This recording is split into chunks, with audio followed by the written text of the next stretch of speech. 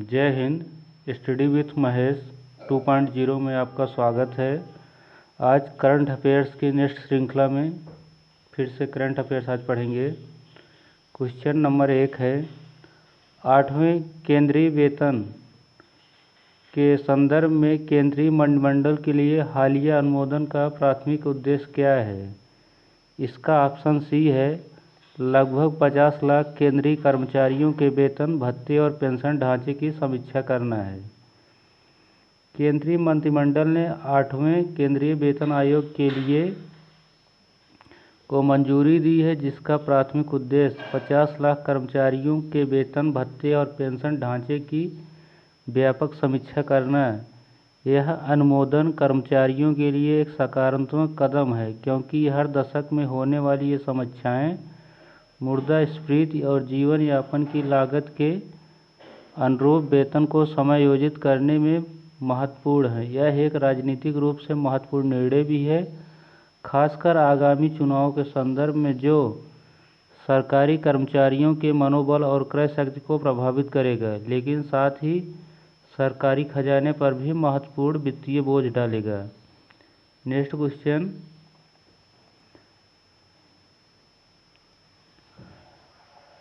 अक्टूबर 2025 में किस देश के नवनिर्वाचित 6वें राष्ट्रपति के रूप में डॉक्टर पैट्रिक हर्मिनी ने शपथ ली? इसका ऑप्शन बी है, सेशेल्स। डॉक्टर पैट्रिक हर्मिनी ने सेशेल्स के 6वें राष्ट्रपति के रूप में शपथ ली है, जो उनकी यूएस पार्टी की 5 साल के अंतराल के बाद सत्ता में वापसी का प्रतीक है।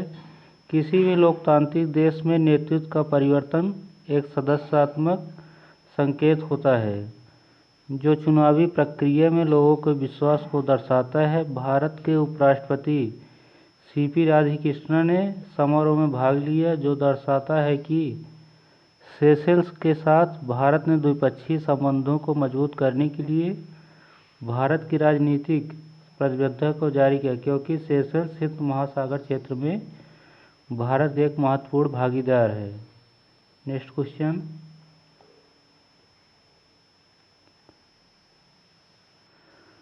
हाल ही में भारत ने स्वदेशी रूप से विकसित सबसे पहले सॉफ्टवेयर डिफाइंड रेडियो SDRS की खरीद के लिए किस संगठन के साथ एक अनुबंध पर हस्ताक्षर किए हैं? ऑप्शन सी है, भारतीय नौसेना।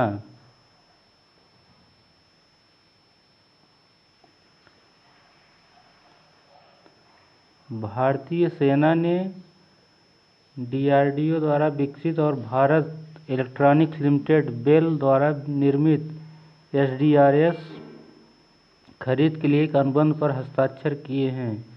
यह सौदा आत्मनिर्भर भारत पहल के तहत रक्षा क्षेत्र में स्वदेशीकरण की दिशा में एक बड़ा और निर्णायक कदम है। SDRS सुरक्षित संचार को सुनिश्चित करेंगे, भारत की परिचालन तैयारियों को मजबूत करेंगे। यह अनुबंध न केवल सेना की क्षमताओं को बढ़ाएगा, बल्कि भारतीय रक्षा औद्योगिक आधार के लिए एक बड़ा प्रोत्साहन भी प्रदान करेगा। क्वेश्चन नेक्स्ट देखेंगे,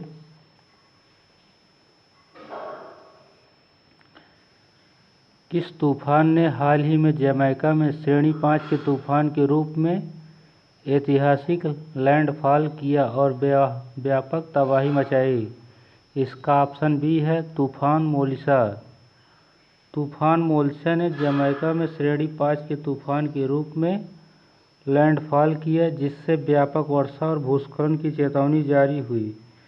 इस तरह की चरम मौसमी घटनाएं जलवायु परिवर्तन के बढ़ते खतरे को रेखांकित करती है। यह घटना कैरेबियन देशों की आपदा तैयारी और बुनियादी ढांचे की मजबूती में बड़े पैमाने पर निवेश की आवश्यकता पर बल देती है।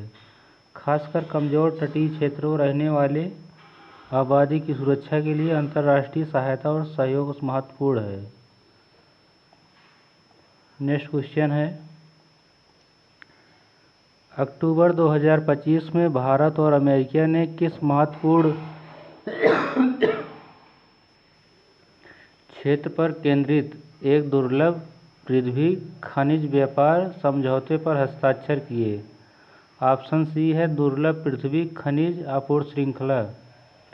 अमेरिका और जापान ने दुर्लभ पृथ्वी खनिजों पर व्यापार समझौते पर हस्ताक्षर किए हैं, जिसका उद्देश्य चीन पर निर्भरता को कम करना और उन्नत प्रौद्योगिकी के लिए अपनी आपूर्ति श्रृंखलाओं को मजबूत करना है। यह समझौता वैश्विक भू राजनीतिक और आर्थिक रणनीति एक महत्वपूर्ण हिस्सा है। दुर्लभ पृथ्वी खनिज आधुनिक इलेक्ट्रॉनिक्स रक्षा प्रौद्योगिकियों के लिए महत्वपूर्ण है।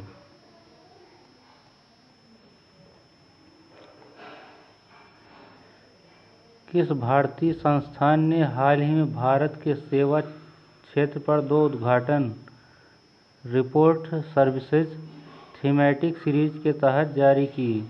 ऑप्शन डी है नीति आयोग।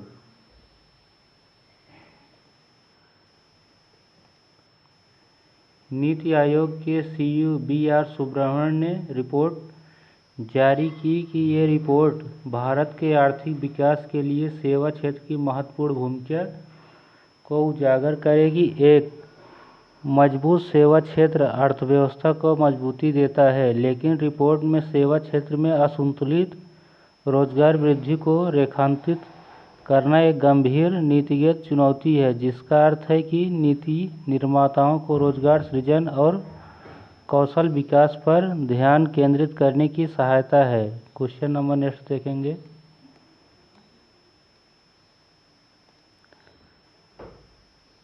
हाल ही में भारत के किस राज्य केंद्र शासित प्रदेश में मतदाता सूची के विशेष गहन पुनर्परीक्षण को लेकर एक सर्वदलीय बैठक बुलाई गई? ऑप्शन बी है केरल।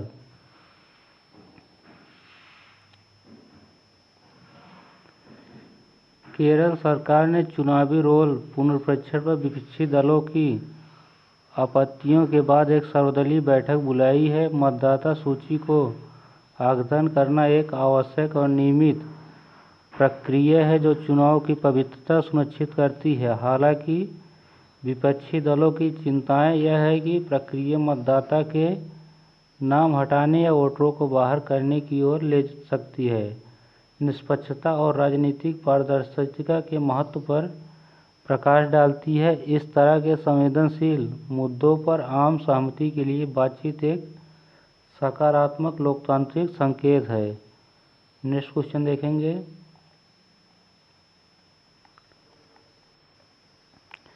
30 अक्टूबर 2025 को अमेरिका और चीन के राष्ट्रपति किस शिखर सम्मेलन के दौरान व्यापार और वैश्विक मुद्दे पर बातचीत करने के लिए मिले? ऑप्शन सी है एपेक शिखर सम्मेलन।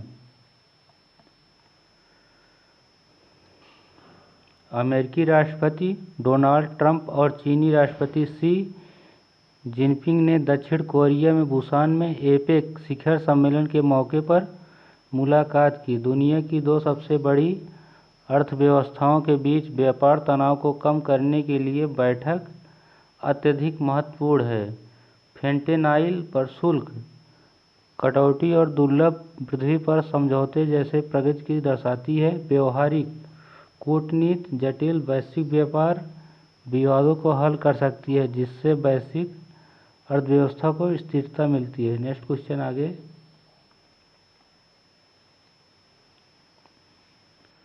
भारत ने रबी 2025-26 सीजन के लिए फास्फोटिक और पोटाश उर्वरकों पर किस योजना के तहत सब्सिडी दरों को मंजूरी दी?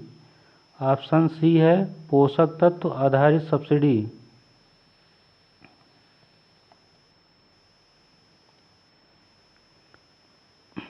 केंद्रीय मंत्रिमंडल ने रबी 2025-26 सीजन के लिए पोषक तत्व आधारित सब्सिडी (एनबीएस) दरों को मंजूरी दी है।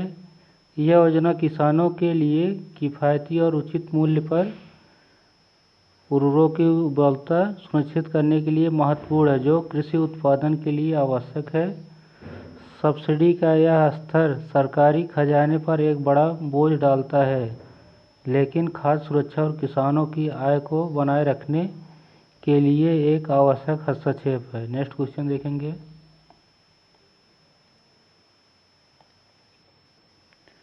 हाल ही में खोजे गए संभावित सुपर अर्थ जीजे 251c की पृथ्वी से अनुमानित दूरी कितनी है? ऑप्शन सी है 20 प्रकाश वर्ष। खगोलविदों ने जीजे 251c नामक एक संभावित सुपर अर्थ की खोज की है जो पृथ्वी से लगभग 20 प्रकाश वर्ष दूर है। इसका द्रव्यमान पृथ्वी के द्रव्यमान का लगभग 4 गुना है। इस तरह की खोजें ब्रह्मांड में पृथ्वी ग्रहों अलौकिक जीवन की संभावनाओं के लिए उत्साहजनक। यह खोज खगोल भौतिकी के निरंतर वैज्ञानिक प्रगति को दर्शाती है। भविष्य के अंतरिक्ष मिशनों के लिए महत्वपूर्ण डेटा प्रदान करती है। विज्ञान, प्रौद्योगिकी एवं रक्षा।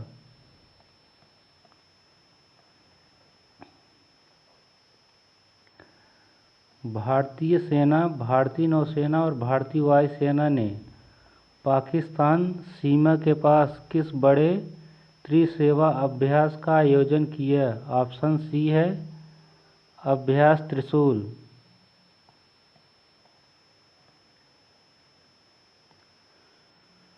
भारतीय सेना, नौसेना, वायुसेना ने पाकिस्तान सीमा के पास अभ्यास त्रिशूल नामक एक बड़े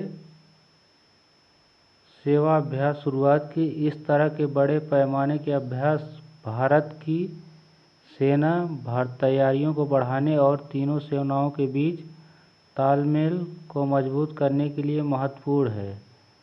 यह अभ्यास एक शक्ति प्रदर्शन भी है जो पश्चिमी सीमा पर किसी भी आकस्मिकता के लिए भारत की तत्परता को दर्शाता है, जिससे राष्ट्रीय सुरक्षा को बल मिलता है। नेक्स्ट क्वेश्चन देखेंगे।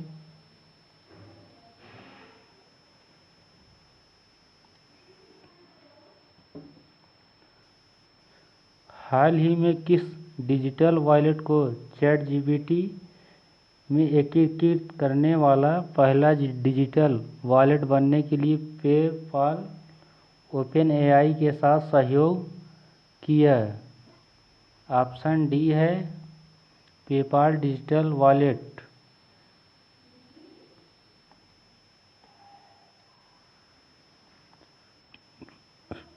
पेपाल ने ओपनएआई के साथ सहयोग किया ताकि पेपाल डिजिटल वॉलेट चैटजीपीटी में एकीकृत किया जा सके।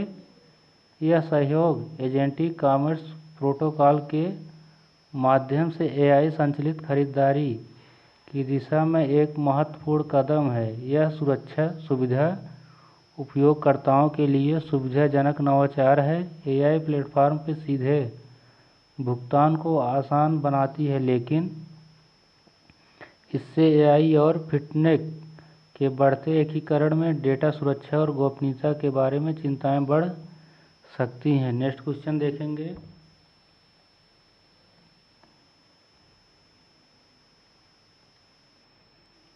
रक्षा अनुसंधान और विकास संगठन डीआरडीओ द्वारा विकसित सॉफ्टवेयर डिफाइंड रेडियो का निर्माण किस सार्वजनिक क्षेत्र की कंपनी द्वारा किया जाएगा? ऑप्शन बी है भारत इलेक्ट्रॉनिक लिमिटेड।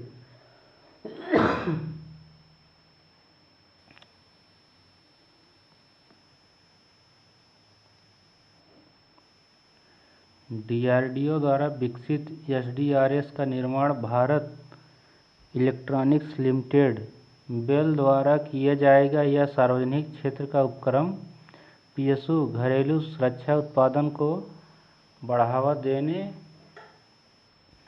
देश के भीतर महत्वपूर्ण प्रौद्योगिकियों के निर्माण को सुनिश्चित करने में महत्वपूर्ण भूमिका निभाएगा, जो रक्षा क्षेत्र में आत्मनिर्भरता के लिए महत्वपूर्ण है। नेक्स्ट क्वेश्चन देखेंगे।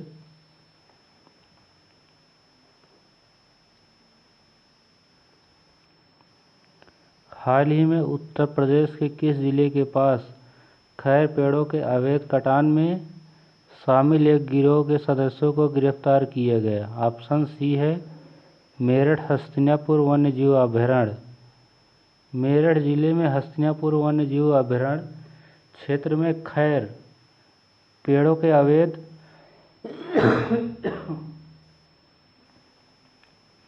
कटान में शामिल एक गिरोह को गिरफ्तार किया गया। यह घटना वन्यजीव अभयारण्यों में जंगल की सुरक्षा में कर्मियों को उजागर करती है, जंगल की अवैध कटाई की रोकथाम के मजबूत वन और परावर्तन की तत्काल आवश्यकता पर बल देती है। खैर एक महत्वपूर्ण प्रजाति है और इसका अवैध निष्कर्षण पारिस्थितिकी तंत्र और स्थानीय अर्थव्यवस्था दोनों को हानिकारक है।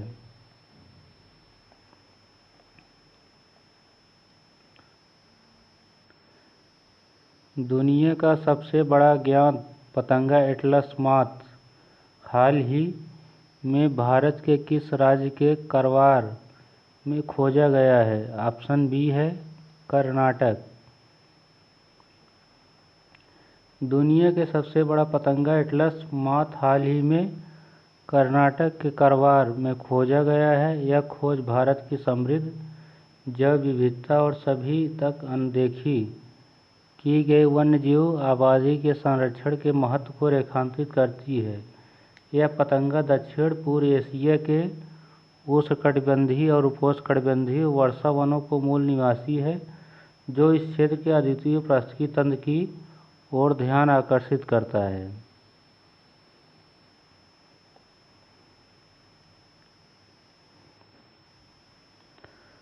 अक्टूबर 2025 में भारत सरकार ने RODTEP और ROSCTL योजनाओं के तहत निर्यात छूट दरों की समीक्षा और युक्तिकरण के लिए किस पूर्व सचिव की अध्यक्षता में एक समिति का गठन किया? ऑप्शन सी है नीरज कुमार गुप्ता।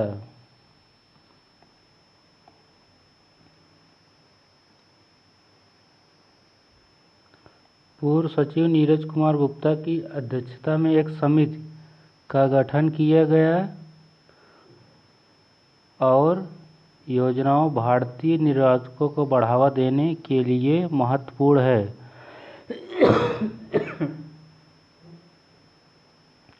उन्हें वैश्विक स्तर पर प्रतिस्पर्धा बनाती है।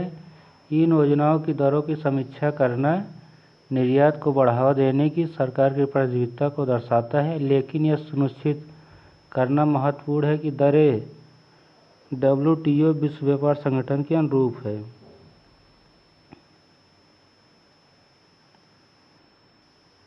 भारत और यूरोपीय संघ EU के बीच व्यापार मुक्त समझौता FTA वार्ताओं के संबंध में केंद्रीय मंत्री पीयूष गोयल के अनुसार कितने अध्याय व्यापक रूप में तय किए गए हैं? ऑप्शन सी है 4-5।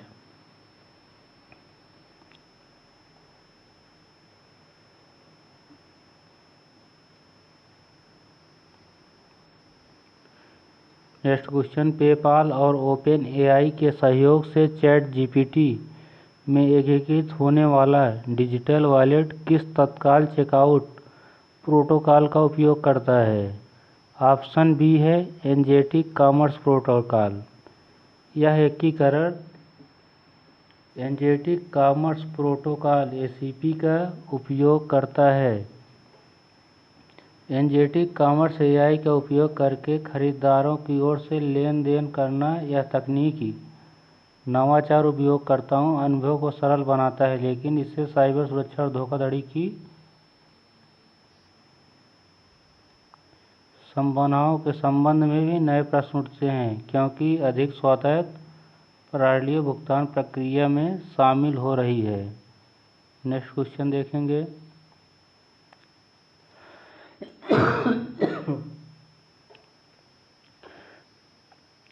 राजस्थान का प्रसिद्ध पुष्कर ऊंट मेला जो 30 अक्टूबर 2025 से शुरू हुआ, हिंदू पंचांग के किस चंद्रमाह की पूर्णिमा पर आयोजित किया गया जाता था?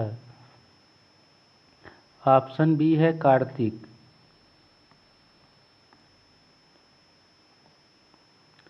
पुष्कर मेला हिंदू चंद्रमास कार्तिक की पूर्णिमा के अवसर पर आयोजित होता है। यह मेला न केवल दुनिया के सबसे बड़े पशु मेलों में से एक है, बल्कि राजस्थान की समृद्ध संस्कृति, कला और धार्मिक भक्ति का एक जीवंत प्रदर्शन है।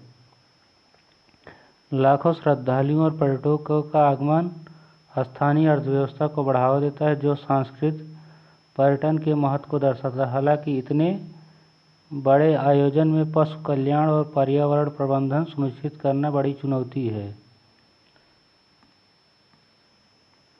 Thank you. जय हिंद। करंट अफेयर्स की अगली श्रृंखला में कल फिर से मिलते हैं।